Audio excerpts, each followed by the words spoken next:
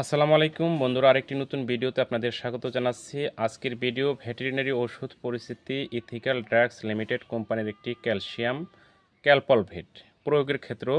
ক্যালপলভেট গরু, ছাগল ও হাঁস মুরগির যে কোনো ক্যালসিয়াম, ম্যাগনেসিয়াম, ভিটামিন ও ফসফরাসের অভাবজনিত সমস্যায় অপরিহার্য ও নির্দেশিত।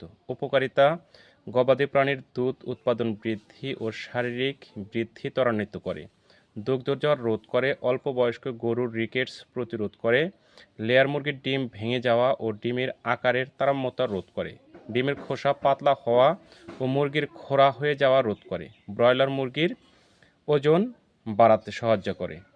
মাত্রা: হাঁস মুরগি 2 থেকে 3 মিলি ক্যালপলভেট প্রতি লিটার খাবার পানিতে 5 থেকে 7 দিন প্রতি মাসে একবার।